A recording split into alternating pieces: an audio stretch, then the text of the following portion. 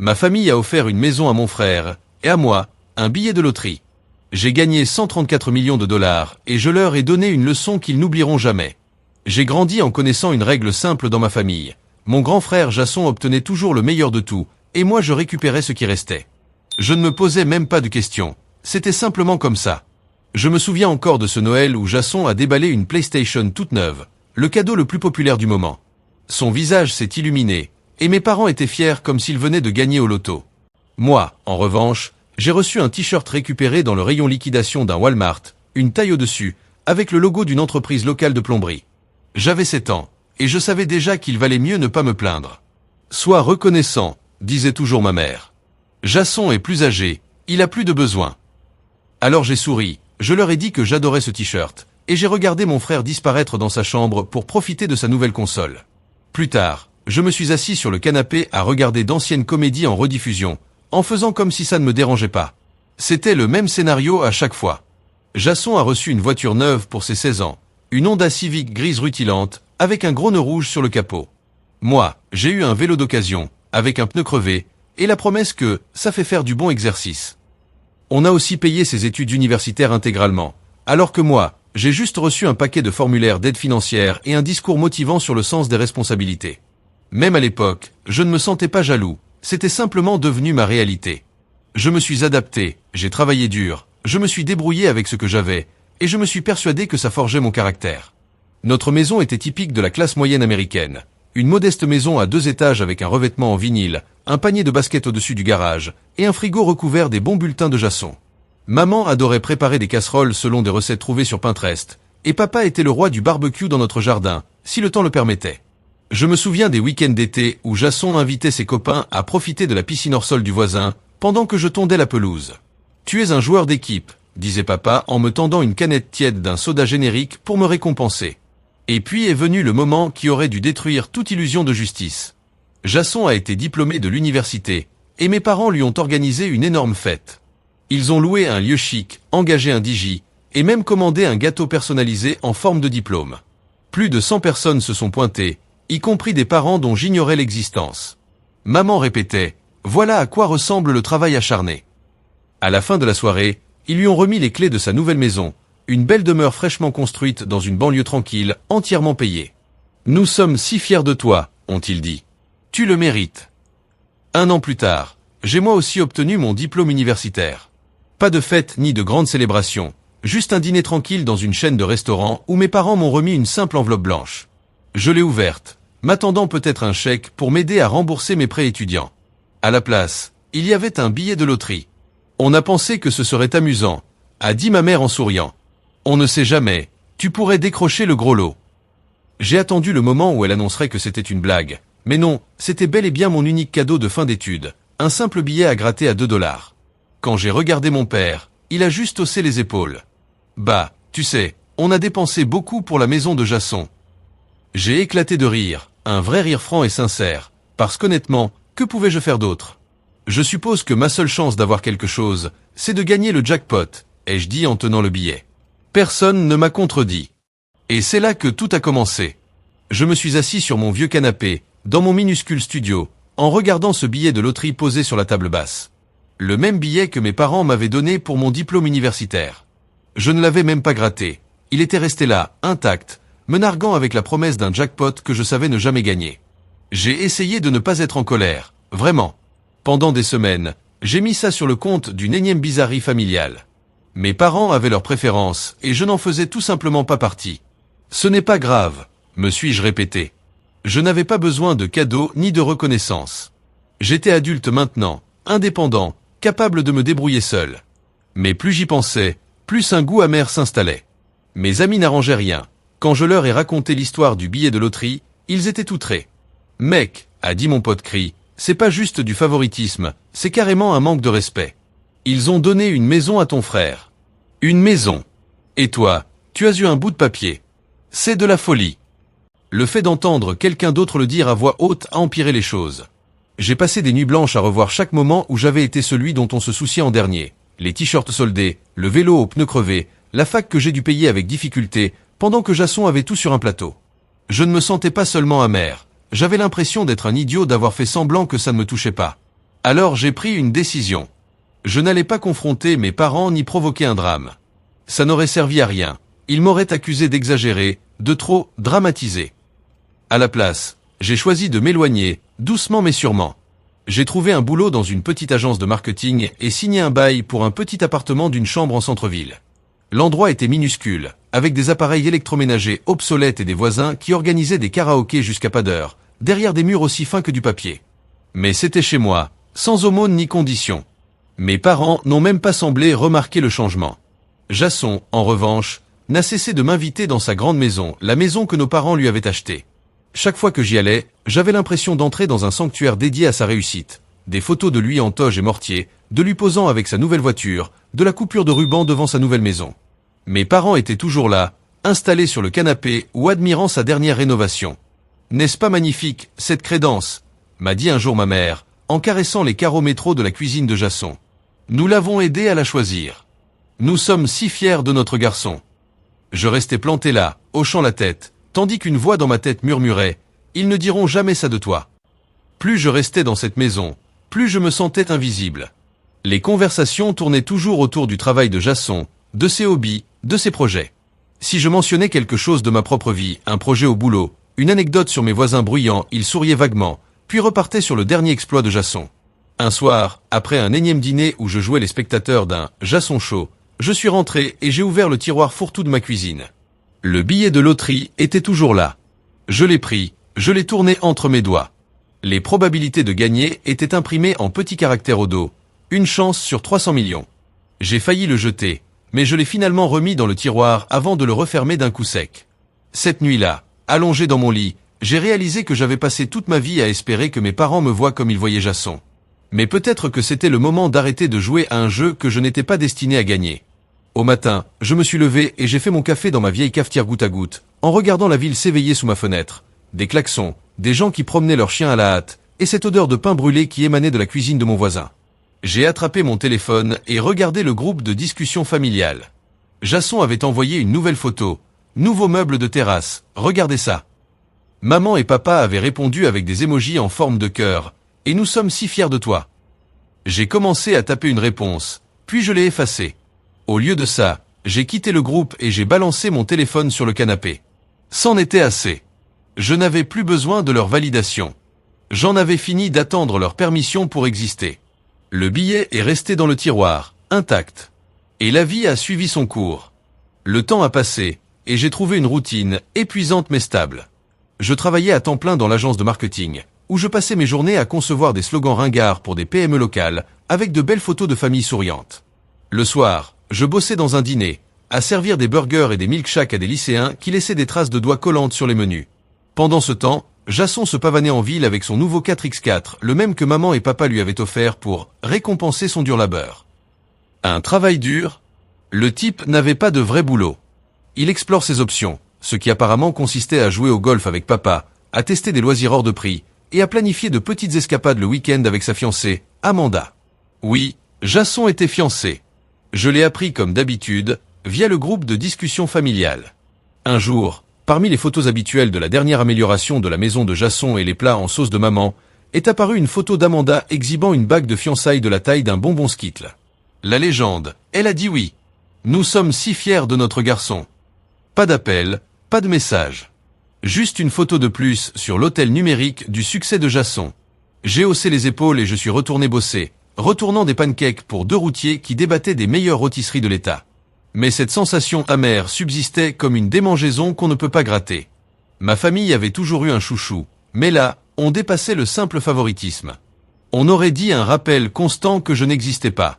L'annonce officielle est arrivée 2 semaines plus tard, quand maman m'a invité à un dîner familial. « On veut prendre de tes nouvelles », a-t-elle dit. « Ça fait des siècles qu'on ne t'a pas vu. » La dernière fois remontait à la pendaison de crémaillère de Jasson, 6 mois plus tôt.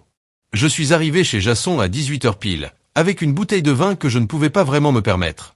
Maman a ouvert la porte, tout excitée par la nouvelle déco du salon. Regarde ce mur décoratif. On a aidé Jasson à choisir la couleur. Tu ne trouves pas ça sophistiqué? La soirée s'est déroulée comme toutes les réunions familiales. Papa a parlé des projets d'avenir de Jasson. Maman a montré des photos de la bague d'Amanda à qui voulait les voir. Et Jasson a plaisanté sur le stress des préparatifs du mariage. Je suis resté là à mâcher un poulet sec, en hochant la tête au bon moment, attendant qu'on passe aux choses sérieuses. Enfin, maman s'est éclairci la voix et a fait teinter sa coupe de vin avec une cuillère. Nous avons une grande nouvelle, a-t-elle annoncé, rayonnante. Jason et Amanda ont fixé une date pour leur mariage, et nous sommes ravis de les aider pour tout. Tout signifiait un lieu de prestige, couvrir les frais du traiteur, et même offrir à Amanda une robe de mariée sur mesure.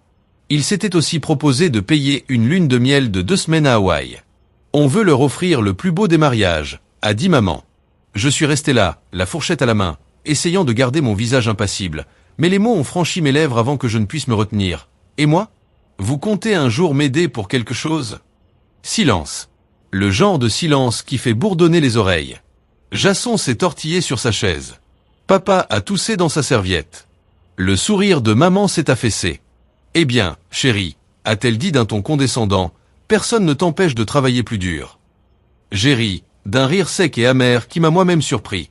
Bien sûr, parce que 2 boulots, ce n'est pas suffisant.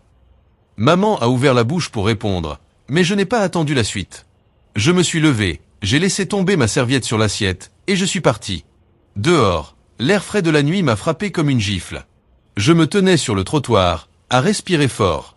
Mon téléphone vibrait dans ma poche avec des messages du groupe familial. Je ne les ai pas lus, j'ai bloqué le groupe et j'ai éteint mon téléphone. Voilà, c'était la goutte de trop. J'en avais marre d'essayer de faire partie d'une famille qui me traitait comme un figurant. Le billet de loterie était toujours dans le tiroir, sans avoir été gratté. En marchant vers ma voiture, une seule pensée me traversait l'esprit. Je n'avais aucune idée de comment, mais j'allais trouver un moyen de réussir. Et ce ne serait pas grâce à ce billet à gratter.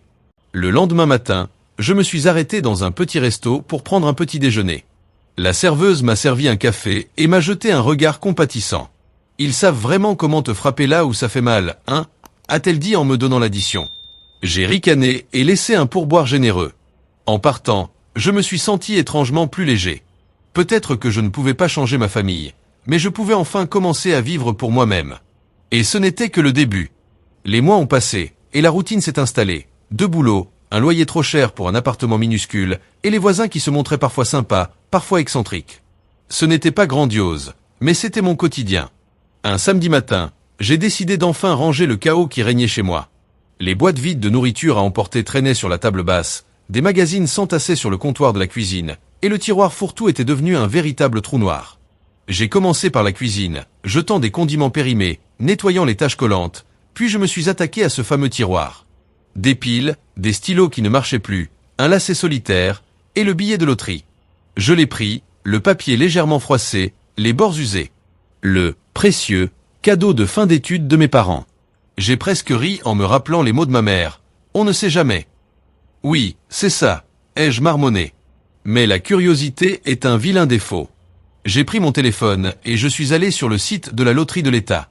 Les numéros étaient au dos, 08, 15, 27, 34, 42, 56.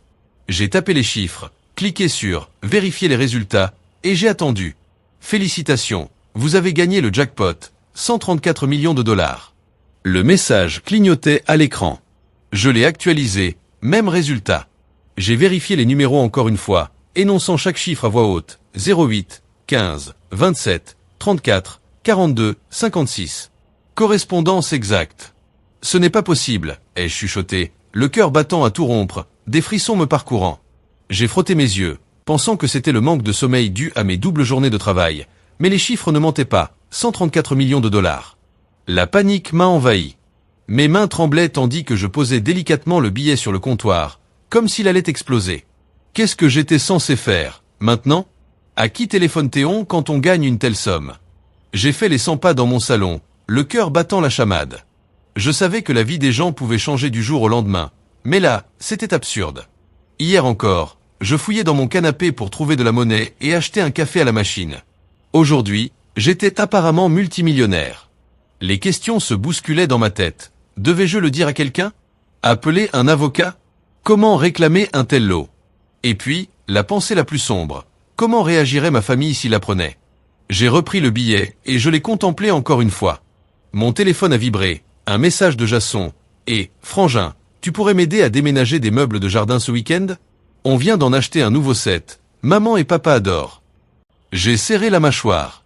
Jason devait probablement se la couler douce dans sa maison achetée par nos parents, ignorant complètement que son petit frère venait de remporter une fortune. J'ai reposé le billet dans le tiroir, cette fois sous une pile de reçus. Mon esprit était en ébullition, imaginant les scénarios, l'intérêt soudain de mes parents, l'enthousiasme fin de Jason, et toutes les façons dont il pourrait me manipuler pour que je partage mes gains.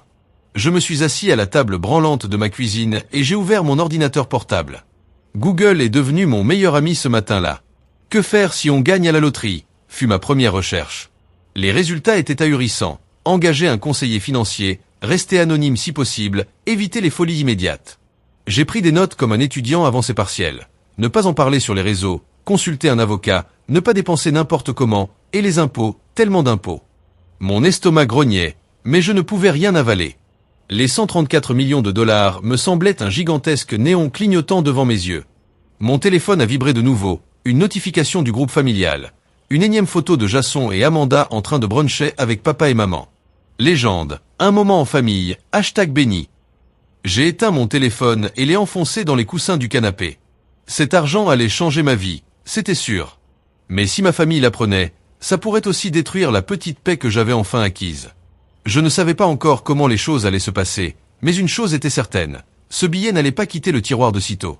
Le billet est resté enterré dans ce fameux tiroir pendant 3 jours, avant que je trouve enfin le courage de passer à l'action. Chaque fois que je passais devant la cuisine, j'avais la sensation qu'il me fixait, telle une bombe à retardement. Une nuit, j'ai fait un cauchemar où Jason le trouvait et débarquait dans mon appartement avec des ballons et un grand sourire, en me disant « Merci pour le cadeau, petit frère ». Je me suis réveillé en sueur. Je savais que je ne pouvais pas gérer ça tout seul. Alors j'ai fait ce que tout millénial débordé ferait. J'ai cherché « Que faire si on gagne à la loterie ?» sur Google. Après avoir écumé une dizaine d'articles putaclic promettant 5 conseils pour rester riche à jamais, j'ai trouvé une liste de conseillers financiers certifiés. J'ai choisi d'appeler une certaine Carole, parce qu'elle avait les meilleures critiques et un sourire rassurant sur sa photo de profil. M'asseoir dans son bureau était surréaliste. Ça sentait le produit nettoyant au citron et la réussite. Le bureau était épuré, la cafetière plus luxueuse que tout ce que j'avais pu voir jusqu'alors. Carole a écouté mon histoire en hochant la tête avec calme, prenant des notes de temps à autre. La première règle, a-t-elle dit, c'est de ne le dire à personne. Ni à tes amis, ni à ta famille, personne. Les gens changent dès qu'ils entendent parler de gros sous. Ça ne sera pas un problème, ai-je répondu en pensant à mes parents et à Jason. Durant les semaines qui ont suivi, Carole m'a aidé à ouvrir de nouveaux comptes bancaires et à créer une LLC pour toucher le gain de manière anonyme. Elle m'a parlé des impôts, des placements et de l'importance de vivre en dessous de ses moyens. Les gagnants de la loterie finissent souvent ruinés, a-t-elle expliqué. On va éviter ça. Le jour où j'ai retiré le chèque a été le plus étrange de ma vie. Je suis entré dans les bureaux de la loterie en jean et sweat à capuche, le cœur battant. Un vigile m'a dévisagé avant de sourire quand je lui ai tendu mes papiers.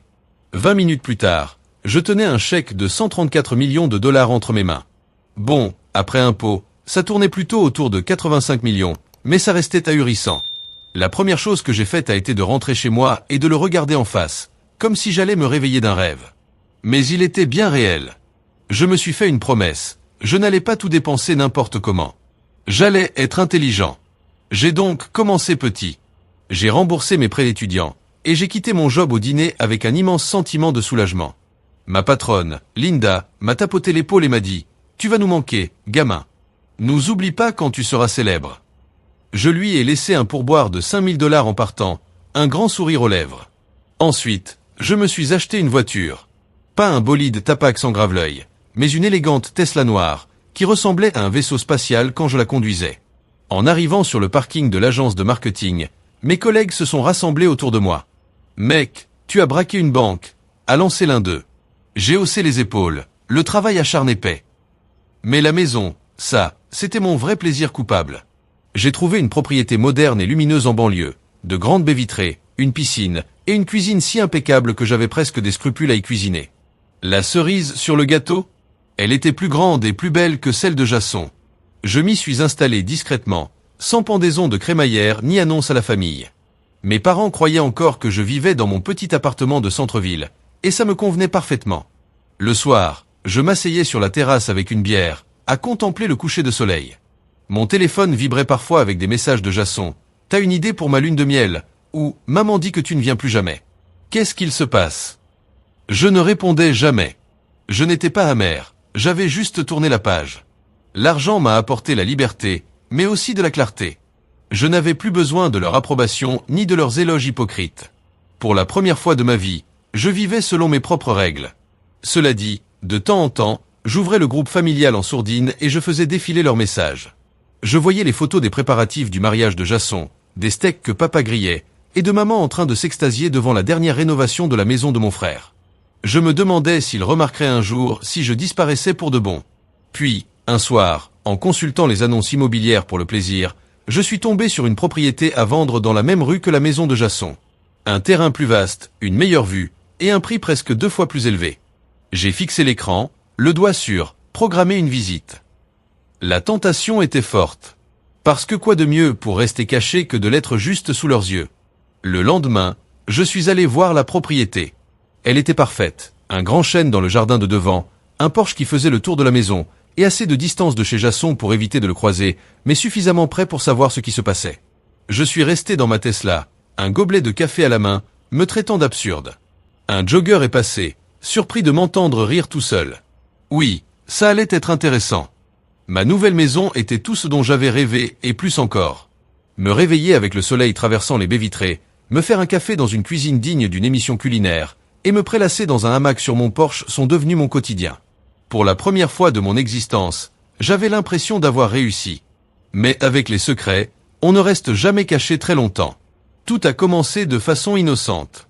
Un jour, alors que je venais de remplir mon frigo extérieur de boissons pour moi tout seul, j'ai reçu un message d'un ancien ami du lycée, « Mec, je viens de te voir en Tesla, trop classe. Près de l'autoroute ouest. Tu t'es acheté une nouvelle bagnole ?» Mon cœur a fait un bond. L'autoroute ouest était proche de mon nouveau quartier, celui que ma famille ne connaissait pas. J'ai répondu vaguement, « Oui, j'ai fait une mise à niveau. » La vie me sourit. Mais mon estomac s'est noué. Le lendemain, je suis tombé sur Dan, mon ancien voisin de l'appartement au centre-ville. « Et, je savais pas que tu avais déménagé en banlieue », a-t-il lancé en me donnant une tape amicale. « Nouvelle Tesla, nouveau quartier. Tu as gagné au loto, ou quoi ?»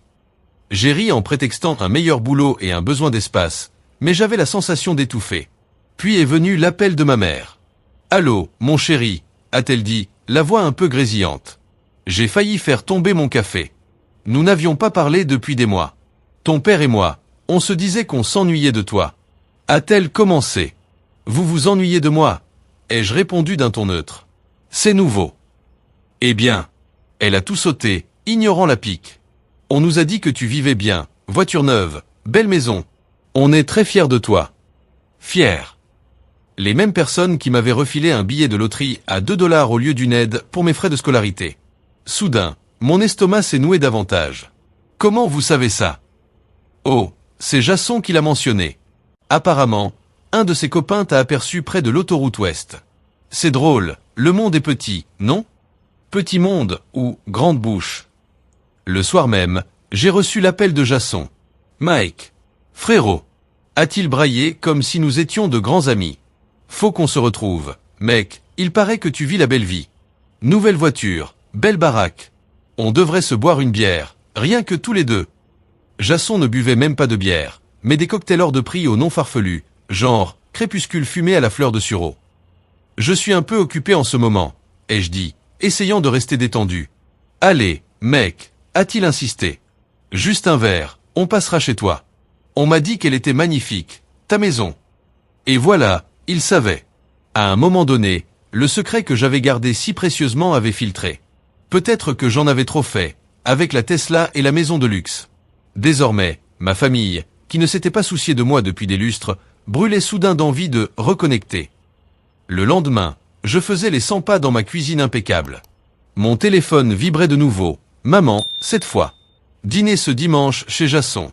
Tu nous manques, on a hâte de te voir. J'ai regardé mon beau salon baigné de soleil et soupiré. Je me doutais que c'était un piège, mais la curiosité a fini par l'emporter. J'avais évité leurs messages pendant des mois, vivant ma meilleure vie de millionnaire discret. Peut-être que c'était un rameau d'olivier. Le dimanche soir, je me suis garé devant chez Jason. Son jardin était toujours parfait, sa voiture rutilante sous le soleil, et le même sentiment de suffisance flottait autour de cette maison que nos parents lui avaient payée. J'ai frappé à la porte, une bouteille de vin d'un prix moyen à la main, simple cadeau d'hôte. Maman a ouvert, radieuse, comme si elle venait de remporter un concours de pâtisserie. Mikey, je suis tellement contente que tu sois venu, s'est-elle écriée en m'ouvrant grand les bras. Elle ne m'appelait plus ainsi depuis le lycée. Elle m'a serré longuement, me tapotant le dos d'un air exagérément chaleureux. Regarde-toi, un vrai adulte. Jason est arrivé derrière elle, souriant comme un gosse certain de recevoir tous les cadeaux de Noël. Salut frérot, ça fait un bail. Viens, installe-toi. La salle de séjour était exactement comme dans mon souvenir. Des photos de famille, un canapé d'angle gigantesque et cette odeur de produits ménagers citronnés.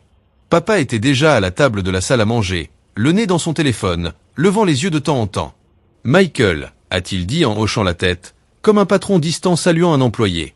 Content que tu sois là. Le dîner a débuté par les conversations habituelles. Jason vantait ses derniers exploits au golf, maman montrait des photos de la bague d'Amanda, papa discutait de son nouveau barbecue haut de gamme.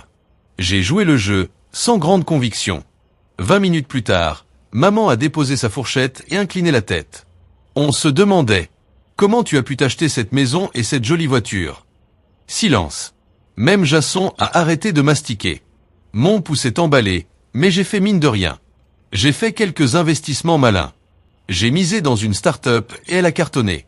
Je touche aujourd'hui des dividendes réguliers. Les yeux de maman se sont mis à briller, comme si elle venait de trouver un coupon magique pour un sac de luxe gratuit. Vraiment? Eh bien, c'est génial. Oui, mec, c'est super, a ajouté Jason en se penchant sur la table. C'est quoi cette entreprise? Je pourrais moi aussi y investir, non? C'est un créneau particulier, ai-je dit en buvant une gorgée d'eau. Un truc très techno. Compliqué à expliquer. Jason a hoché la tête, faisant semblant de comprendre. Mais je savais qu'il n'en avait aucune idée. Tu sais, a repris maman avec sa petite voix mielleuse qu'elle réservait aux demandes de faveur, Jason envisage d'agrandir la maison. Ajouter une véranda, peut-être un garage plus spacieux. Oui, a enchaîné Jason, on adorerait organiser plus de réunions de famille. Je voyais clairement où il voulait en venir. C'est dur, de nos jours, a poursuivi maman d'un air faussement triste, les coûts de construction sont élevés. Mais si on avait un petit coup de main, de la part de quelqu'un qui s'en sort si bien. Jason a souri, ben oui, on est de la même famille, pas vrai? J'ai reposé ma fourchette. Ce serait combien, cette petite aide? Oh, a fait maman, hésitant à se montrer trop gourmande. Ce n'est pas juste pour l'agrandissement, en fait. On voudrait aussi améliorer les préparatifs du mariage. Amanda veut une cérémonie de destination, quelque chose de chic. Tu sais, les mariages, ça coûte un bras. Papa s'est raclé la gorge. On a calculé qu'avec 100 000 $, on pourrait tout couvrir. Vous avez calculé, ai-je répété, en me redressant sur ma chaise. Et maintenant que tu réussis si bien, a ajouté maman, c'est naturel de vouloir aider ta famille, non? J'ai laissé le silence s'installer, observant leur visage plein d'espoir. La tarte au fromage avait un goût amer dans ma bouche. Vous voulez dire, comme quand Jason a eu une maison et moi un billet de loterie? Ou quand il a reçu une voiture neuve, et moi un vélo avec un pneu crevé? J'ai fini par lâcher, calmement. Le visage de maman s'est décomposé. C'était différent. Bien sûr, ai-je répliqué en me levant. Voilà la réalité. Vous ne m'avez jamais aidé quand j'en avais besoin. Maintenant que je me débrouille par moi-même, tout à coup, je deviens intéressant. Mais on est une famille, a protesté maman, la voix tremblante. J'ai souri. Oui. Et personne ne vous empêche de travailler plus dur. Le visage de Jason est devenu cramoisi. Salaud, a-t-il marmonné. Je me suis arrêté sur le pas de la porte et je me suis retourné pour lui adresser un sourire. C'est fou, non. Puis je suis sorti. Dehors, j'ai inspiré l'air frais, les nerfs à fleur de peau. En démarrant, j'ai senti mon téléphone vibrer. Maman m'avait envoyé un message. On est déçus, chérie. On est une famille. N'oublie pas que la famille passe avant tout. J'ai serré le volant. La famille passe avant tout. Quelle ironie. Maintenant qu'ils avaient besoin de moi, on redevenait une famille. Ils croyaient encore que j'étais le même Mike, docile, prêt à tout encaisser. Ils n'avaient pas idée de qui j'étais devenu. Le lendemain matin, installé dans ma chaise longue sur la terrasse, un café à la main, je faisais défiler les annonces immobilières, juste par habitude. Mon téléphone a vibré, un énième message de Jason. Je l'ai ignoré. J'avais le sentiment que ce n'était que le début. 2 jours après ce guet-apens du dîner, j'ai reçu un autre message de maman. Dîner ce dimanche chez Jason, on a des projets excitants à discuter. On a hâte de te voir. J'ai regardé ma superbe terrasse ensoleillée, j'ai senti le calme autour de moi, et pourtant, une pointe d'anxiété familière me serrait déjà la poitrine. Je savais ce que signifiaient ces « projets excitants ». En vrai, des projets financiers qui n'avaient rien à voir avec moi, jusqu'ici. J'ai hésité à ignorer le message, mais la curiosité m'a encore une fois gagné. Je voulais voir jusqu'où ils iraient. Le dimanche, je me suis à nouveau garé dans l'allée de Jasson. Sa pelouse impeccable, son 4x4 rutilant, l'air de façade parfaite. J'ai frappé à la porte, et maman m'a ouvert, toujours aussi souriante. « Mikey, je suis si contente de te voir », a-t-elle dit. La table était dressée avec la plus belle vaisselle. Jasson trônait en bout de table, papa à ses côtés, rivé sur son téléphone. On m'a fait asseoir en face de mon frère. Le repas a commencé dans la même ambiance forcée, entre compliments sur les projets de Jasson et anecdotes sans intérêt. Au moment du dessert, une chaise SCAC industrielle décorée de cerises en conserve, maman a fait teinter son verre du bout de sa fourchette. « Bon, on voulait partager quelque chose de formidable avec toi », a-t-elle dit en jetant un regard complice à Jasson. Ce dernier a fait glisser une pochette sur la table. « Regarde ça, frérot !» Je l'ai ouverte et j'ai découvert un devis de 100 000 $, intitulé « Projet d'extension, véranda et garage ». On s'est dit, a poursuivi maman en joignant les mains, que maintenant que tu gagnes bien ta vie grâce à tes investissements, tu pourrais t'aider ton frère. Oui, a ajouté Jasson, c'est un investissement sûr, ça augmente la valeur de la maison. Et puis, la famille, c'est sacré, non? J'ai refermé la pochette et l'ai posée sur le côté. Ça fait une belle somme. Eh bien, a fait maman, comme si elle attendait le bon moment, ce n'est pas uniquement pour la maison. On veut aussi améliorer le mariage. Amanda rêve d'un mariage de rêve à l'étranger, et tu sais combien ça coûte, de nos jours. Papa s'est raclé la gorge. On a estimé que 100 000 $ couvriraient tout. J'ai laissé le silence planer, les regardant un par un, tandis qu'ils affichaient tous un air d'espoir. Vous vous rappelez, ai-je enfin dit, de toutes ces fois où Jasson a eu droit au meilleur et moi, à rien? La maison qu'il a reçue en cadeau, la voiture neuve, tandis que moi, j'avais un billet de loterie à gratter? Le sourire de maman a vacillé. C'était pas pareil. Bien sûr, ai-je répondu en me levant. Sauf que, moi, je me suis débrouillé seul. Et maintenant que j'ai réussi, soudainement, vous vous souvenez de mon existence. Mais on est une famille, s'est écriée maman, la voix brisée. J'ai souri. Eh bien, personne ne vous empêche de travailler plus dur. Jasson est devenu rouge de colère. Espèce d'abruti. Je me suis arrêté juste avant de passer la porte d'entrée et je me suis tourné, un léger sourire aux lèvres. C'est marrant, non, ai-je dit. Puis je suis parti. Dehors, j'ai pris une grande inspiration. Dans la voiture, mon téléphone a vibré de nouveau. J'ai vu le nom de maman s'afficher, j'ai ignoré le message et je l'ai bloqué. Pour la première fois depuis longtemps, j'ai senti un poids énorme se dissiper de mes épaules. La vie sans ce poids familial constant était comme un grand bol d'air pur. Mes journées m'appartenaient, je me levais quand je voulais, je travaillais sur ce qui me passionnait, je voyageais quand ça me chantait. Plus d'appels culpabilisants, plus de commentaires passifs-agressifs. Juste la liberté. J'ai investi intelligemment, suivant les conseils de Carole, l'immobilier, des actions solides, quelques startups technologiques prometteuses.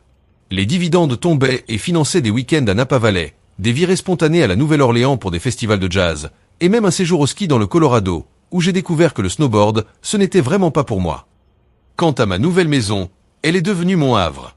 J'ai transformé la chambre d'amis en salle de cinéma, le jardin en salon extérieur, et le garage en mini-salle de sport. La plupart des matins, je savourais mon café sur la terrasse, le soleil se levant sur les pelouses fraîchement tondues du quartier. Sans le cirque familial, j'ai compris quelque chose, j'étais vraiment heureux. Je ne me sentais ni seul, ni amer. Je ne guettais plus à chaque instant un message sarcastique de ma mère. Couper les liens toxiques n'est pas seulement thérapeutique, c'est carrément libérateur. Quant à Jasson, il n'avait pas changé. J'ai appris par le biais de connaissances communes qu'il vivait toujours au crochet de papa et maman, qui ont financé le mariage, la véranda, et même remboursé les dettes de carte de crédit d'Amanda. J'ai presque ressenti un peu de pitié pour eux, presque. Un après-midi d'automne, je suis tombé sur Jasson en ville. Je sortais d'une réunion avec un potentiel partenaire professionnel quand je l'ai aperçu de l'autre côté de la rue. Il se tenait devant un café. Il m'a vu aussi et a crié « Mike » en traversant pour me rejoindre. « Mec, ça fait une éternité », a-t-il lancé, comme si nous étions de vieux complices. « Oui », ai-je répondu d'un ton neutre. J'étais occupé. Il a posé les yeux sur ma veste sur mesure et ma montre. « Je vois ça, Maintenant tu joues dans la cour des grands, hein. J'ai haussé les épaules. Je profite juste de la vie. Ça doit être sympa, a-t-il fait, en enfonçant ses mains dans ses poches. Sérieusement, je trouve ça injuste. Quoi donc? Tu n'as rien fait pour le mériter, tu as simplement gratté le bon billet. J'ai souri en secouant la tête. Oui, j'ai peut-être eu de la chance avec le billet. Mais tout ce que j'ai fait ensuite, je l'ai bâti moi-même. J'ai étudié, j'ai bossé, j'ai investi intelligemment. Jasson a poussé un soupir dédaigneux. N'empêche, la vie est injuste. Tu as raison, ai-je répliqué en le regardant droit dans les yeux. La vie est injuste. Il a semblé un instant déconcerté, comme s'il venait de comprendre que je n'étais pas du tout en train d'acquiescer à sa plainte. Je lui ai fait un signe de tête et je suis parti. Ce soir-là, je me suis installé sur ma terrasse avec une tasse de café, le ciel se teintant d'orange et de rose. Je me suis calé au fond du fauteuil, sentant la fraîcheur de l'air. Mon passé me paraissait loin, tellement loin. Je n'étais plus en colère, ni blessé. J'étais libre. Gagner à la loterie m'a apporté de l'argent, bien sûr. Mais le vrai jackpot, c'était la liberté de vivre sans ces gens qui ne m'avaient jamais vraiment apprécié. Et quelque part, de l'autre côté de la ville, Jasson était sans doute en train de se plaindre auprès de maman de l'injustice du monde. Moi, je me suis contenté de sourire, de boire mon café et de profiter du silence. Cet homme se met à genoux devant sa femme pour recevoir la prière chaque fois qu'il part conquérir un contrat, afin de pouvoir le gagner et revenir sain et sauf sous la protection divine. Regardez attentivement la vidéo jusqu'à la fin, car vous en tirerez de nombreuses leçons. Pendant que la femme continue sa prière pour son mari, un démon envoyé par le rival, avec qui son mari est en compétition pour le contrat, apparaît sous la forme d'une très belle jeune fille.